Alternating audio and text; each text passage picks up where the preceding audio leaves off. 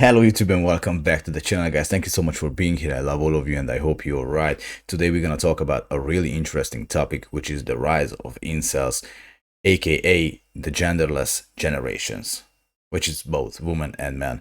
Me and my friend a couple of days ago had a really interesting conversation about dating and the future of our society, and that's how I ended up here. Without further ado, let's just jump right into it. Thread by Rob Henderson earlier on, which is really interesting. Could the matching imbalance on Tinder and other dating apps be a factor in the rise of the incel movement and young men reporting low sexual activity? Speaking of which, I got sent this thread by Rob Henderson earlier on, which is really interesting. Could the matching imbalance on Tinder and other dating apps be a factor in the rise of the incel movement and young men reporting? Could be on the unmatching imbalance. Could be, but I don't think it's the only issue. It's a way more complex problem. But let's just see what they have to say. Low sexual activity. So there's a graph here that says the young men, share of men and women between the ages of 18 and 30 reporting no sex in the past year, and that has gone up from 10% to 30% for men since around about 2000. Just as I said, if you look at the graph, I mean, yeah, you can see obviously like a huge climb since when Tinder was introduced. But Tinder is not the only problem. In general, dating apps are a huge applications are a huge problem. But the climb is already started, and don't forget that all the social media platforms, TikToks, they were all introduced around the same time as Tinder, maybe a year or 2 years prior, or a year or 2 years after. But dating apps are not the only problem. Social media and dating apps. And don't forget that Me Too movement happened right around this time, between 2008 and 2018, around 2016 or 17, if I'm not mistaken. Which is, again, not directly but indirectly kind of made the men more aware of themselves in a way that it caused the men to be more careful how do they approach women, if they approach women at all, due to the fear of being called a creep. So it's not only Tinder. I wouldn't just put everything on Tinder. It's not only Tinder's fault, but think about it, all the Me Too movement, the dating apps, the social media platforms, the how you call it, I think you can also put it here, the modern day feminism. I know a lot of people don't like to talk about it, and again, I'm not blaming everything on that, but I think it's like a perfect mix. It's a perfect storm altogether. But look at this graph, it does not looking good. And obviously for women it's a little bit more balanced, but even for women it doesn't look good. But let's just continue. And 10 to 2020 to now, right? So over the last decade, the number of men reporting no sex in the last year has tripled, and the line on the graph has got where this is only the past 10 years, and now this is up to 2018. Now we are 5 years after that. So this graph might not even be accurate. Right? By now it might even be 35, and for women maybe 2022. Did any of you ever gave a thought of what's gonna happen in the future if it's gonna continue like this? How our society gonna look like? Because let's be honest, we are not getting married. We don't have kids. To see a young couple with kids, it's rare. And mostly it's a fuck up. Like it's not planned. But okay. Oof. That's gonna be an interesting video. I might even get a little flame for it, but look, I don't care, to be honest. I think it's important to think about these kind of things too. You can't always just, vibe for Harry Mac. Has tripled, and the line on the graph has got where Tinder's introduced, and it is exactly when men where that inflection. But again, it's really important to say it out loud also, that it's not only Tinder. This is something that you cannot just discredit. When men where that inflection for men beginning to go from the 10% to the 20 to 28%. Women also actually stay flat for a little while, but have increased, which is also very interesting. Wealth. Male attractiveness level females we like versus female attractiveness, male attractiveness in percentage. Yeah, this doesn't look good. Wow. In Tinder is not distributed equally. Attractive guys have more wealth in the Tinder economy. They get more likes than unattractive guys. That's the bottom 80% of men, bottom 20% of women, top 80%. Let's be honest. I mean, I hate to stop this video so many times, but also, let's be completely honest. Men's are not the best at making a Tinder profile. Like, I've seen my friends' Tinder profiles, and I've seen other guys' Tinder profiles, and yeah, we are not the best at min-maxing, you know, that thing. It's because men's just usually they don't give a fuck. Like, of women, top 20% of men thing, which a lot of people are familiar with. There's a thing called a Gini coefficient, or a Gini coefficient, which works out how much inefficiency there is within a system. So it's used to look at economies within countries, and the lower that the number is, the more equality there is within wealth distribution. So if modern dating apps were a country, it would be one of the most unequal in the world. The Tinder economy has a higher Gini coefficient than 95.1% of the countries in the world. It's just below South Africa. It's above Venezuela. In disparity of wealth. It's above Venezuela and just below South Africa. That's where it sits. According to open source data, a man of average attractiveness can only be expected to be liked by slightly less than 1% of females, 0.87% on Tinder. This equates to 1 like for every 115 females, and men in the bottom 10% see just 1 match per week. and now I'm gonna tell you something, because when I was thinking and talking to my friend about the Tinder and the dating apps, the huge problem with the dating apps is, let me give you this. It takes away from men one of the most important tool in order to attract and gain access to females and sex, which is the game. Meaning the pheromones, face-to-face conversations, whether you're funny, whether you're confident, whether you're athletic, the way you talk, the way you approach women. And instead of all these things, which is a package selling you as who you are as a man, instead of that, the only tool that you have in your inventory, it's technically a couple of pictures and maybe a bio. But in order to even if you think about the bio, in order to someone to actually be interested in you and read your bio, they have to get through the first filter, which is your pictures.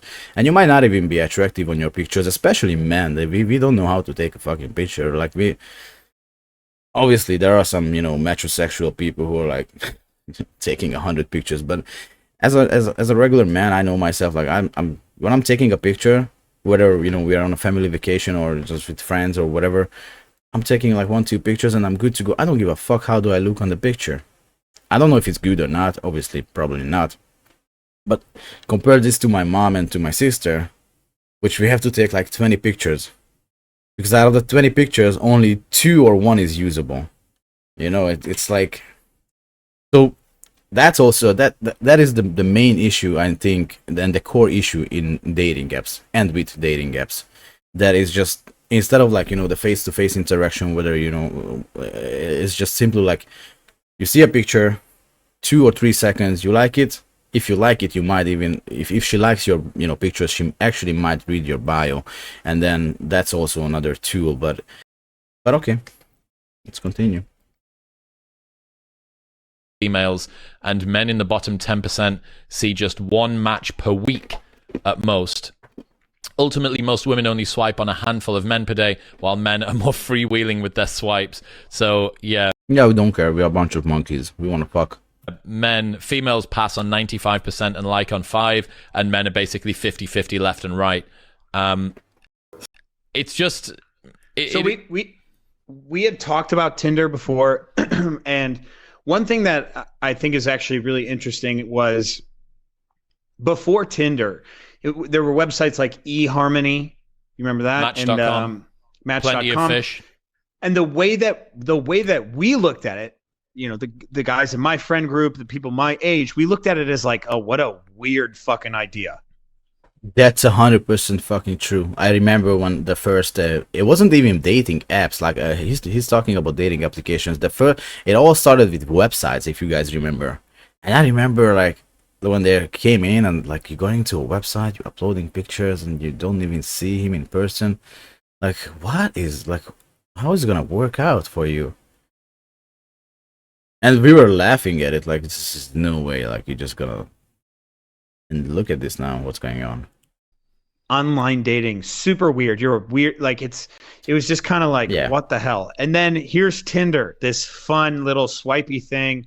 It's kind of about hookups. It's a meme, right? It's like a meta commentary. It's just like, this is hilarious. We're swiping. It's hilarious. We match. Oh, what's up? Like, and then almost immediately after that, online dating becomes something serious. It becomes something like, well, I haven't gotten any dates.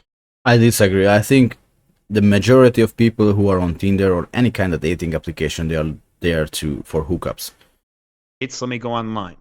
There's really not much resisting to whether it's cool or not. You can resist whether you want to do it or whether it's legit or not, or if the masses are doing it. But if someone says, hey, I'm on Hinge, or I'm on Tinder, they're not going to get made fun of because it's just the masses are doing that. Whereas eHarmony and Match.com, like if you had done that at the time where they were very prevalent for, I think, older generations, it was definitely seen as a weird thing.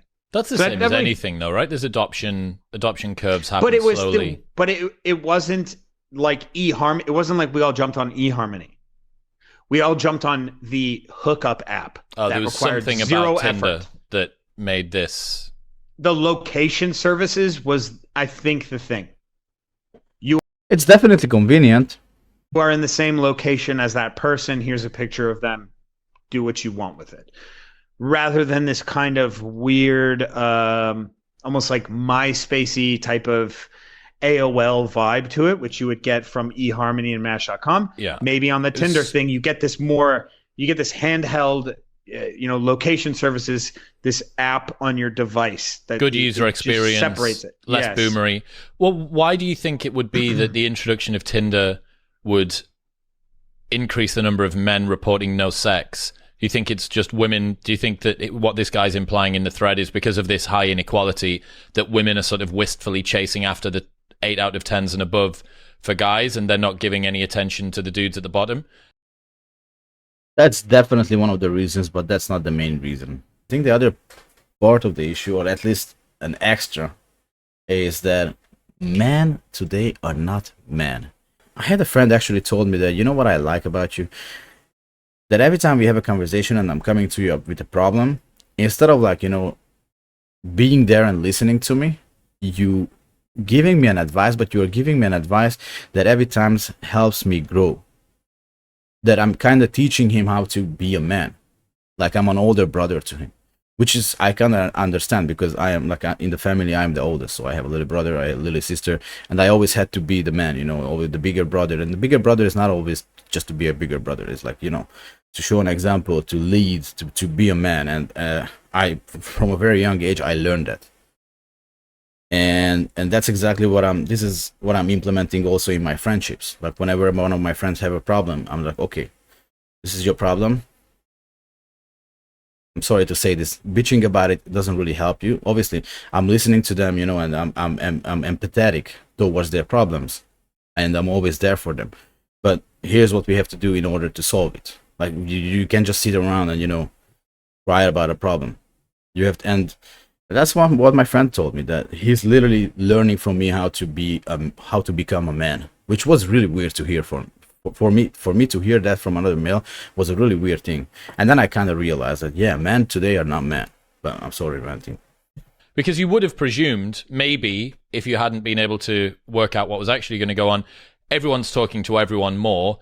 That should facilitate more casual sex for everybody overall. But what it seems has happened is the gains have been sort of accrued to the very few super chads at the top, And then there's this big sexless underclass of men that is now 30% of men reporting no sex within the last year. Yeah, I mean, more matches for the female would mean, why would? Because as a man, you always have to be the one who generates resources. And what do women look for in a man? A person who is capable of taking care of the family, taking care of problems, being a man, knows how to make money, get, in other words, make, gathering resources.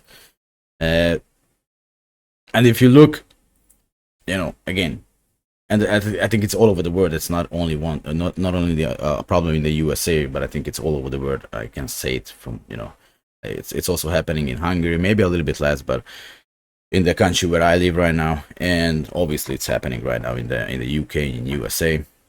But my point is, like, obviously that the top, gigachads, the people who can, show off their wealth, show up, represent their capabilities of, earning, whether it's flashy cars, traveling around the world, maybe a watch, that's what women's gonna go for.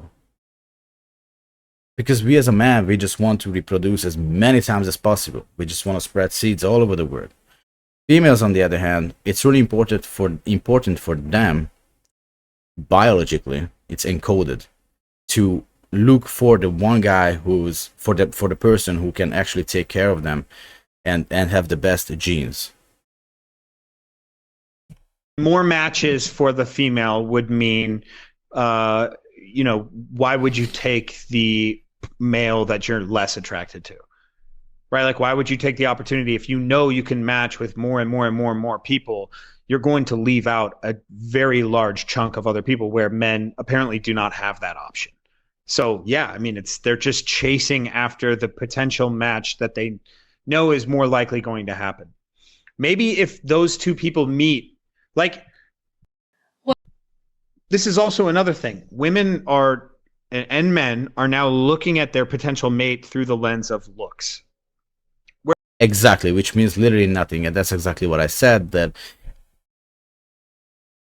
what I said previously, that it just takes out a couple of really important tools, also from females, but mostly from the men's tools, which, again, the way you talk, game, funny, pheromones, face-to-face conversation, confidence, blah blah blah blah blah. It's literally, you're looking at pictures. Okay, I like how you look, and look doesn't mean anything. Like, a guy could be 6 feet tall, could literally be the most handsome guy, might be even rich, but that doesn't mean he's a good person. That doesn't mean he's have a good soul. That doesn't mean he's gonna take care of you. It doesn't mean he's not a sociopath or a psychopath. It doesn't mean that. It doesn't mean anything. The only thing it means that person looks good. And it's the same way for me with women. Many times I had access to beautiful women, but I'm not gonna lie to you, beautiful women are, like, most of the times I had bad experience with them, because they didn't have to compensate, because they look so good. They didn't have anything throughout their life. They didn't have to develop a personality, so their personality is literally trash. And other women who are, like, I'm not saying they're ugly, but, like, let's say less attractive or less blessed by nature with, with big boobs or whatever, they actually have to, work on their personality, be a little bit more funny, intelligent, reading, well read, and, stuff like that. And men are now looking at their potential mate through the lens of looks. Whereas before, you might not think someone is attractive until there's some sort of action that makes them attractive. True. How many times I met with a woman, or even with a guy. I'm not saying with the guy I found them attractive, but, like, at the beginning I didn't really like them, and after a while, the way I see them, I literally changed. And with women, definitely 100%. I remember first time I had a girlfriend, I looked at her, I'm like, there's no way I'm gonna go out with her. And as soon as we started, having conversations, and we started having, we found common interest, and, we had more and more depth to our relationship. I remember one day I just looked at her, I'm like, God damn, like, I completely see her as a different person, like, visually. Like, somehow she became attractive to me. Whether that's someone in your class or someone you go to the gym with or whatever. That interaction is what makes them attractive. And then you're looking at someone who, if you saw their Tinder profile or if you saw their Hinge profile, you would not have swiped. So maybe that's occurring less, potential mates. Like you just had on a guest who said that the worst quality to look for a long-term relationship is looks. Conventional attractiveness. Definitely. Yeah. And that is exactly what people are looking at when they get these apps. Well, I think that this probably explains a big chunk of why relationships are now increasingly short. And this is something that people don't necessarily see. So it's easy to say there is now a global sexual marketplace. Anybody with an Instagram account or a Tinder account can basically be in the entire world's sexual marketplace, right? They can be dating somebody in Guatemala or Bali or Germany or wherever they want. And therefore, that means that people are mate switching more easily because the friction of doing that is lower, and because the number of competitors for whoever your mate is significantly higher now, and that women will... I never really thought about it, but kind of makes sense. Again, I think every problem is way more complex than just to blame it on one explanation or one thing, but yeah, this statement makes kind of sense. Because people have more options, it's way easier to actually throw away a relationship, or just like, oh, fuck it, whatever, I'm gonna find 100 of you. Okay. Lily pad from one guy to one guy, from one Chad to the next one. Now, the thing that Seth Stevens-Davidowitz said that was really interesting is that the algorithms can predict what you're going to click on unbelievably well. They will be able to predict with like insane accuracy whether you'll swipe left or right on someone. And the algorithms can do basically nothing to work out whether or not you'll have long-term happiness and whether a relationship will last long-term.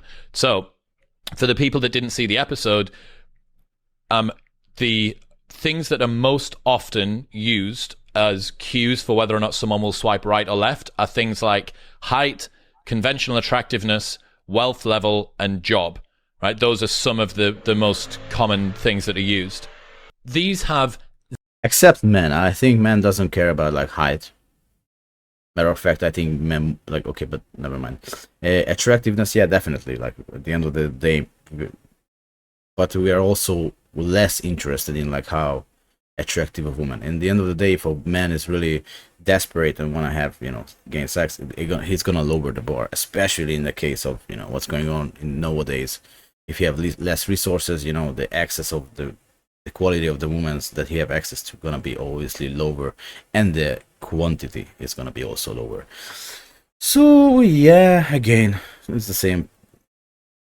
We're just talking about the same thing, but let's just finish this video. Right, those are some of the most common things that are used. These have basically zero correlation with whether or not a relationship is happy long term. Those things were psychological stability, conscientiousness, a growth mindset, a bunch of other things, none of which can be displayed on a Tinder profile. I can't tell whether you've got a growth mindset or whether you're somebody that's psychologically mentally stable. Yep, precisely. Yeah. In fact, you might be able to try and signal precisely that through your looks and then have the complete opposite. You can put window dressing up as much as you want. So my point being that what people are doing now is optimizing for the wrong parameters.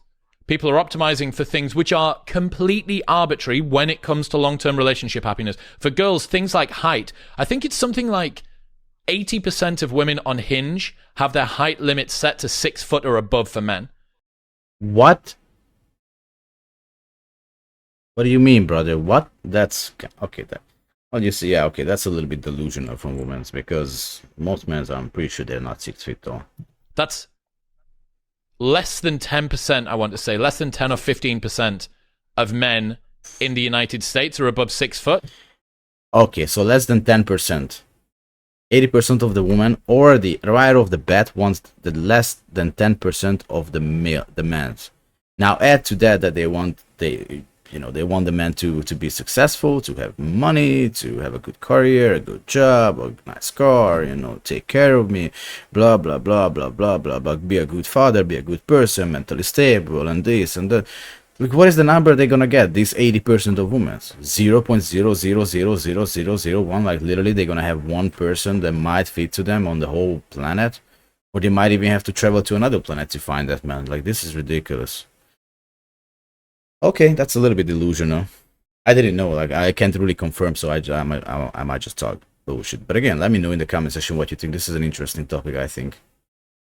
And yet height has zero predictive ability when it comes to looking at long-term relationship happiness. Imagine you saying to me, dude, I only date girls who are a size 4.5 shoe. Ridiculous. I'd be like, why?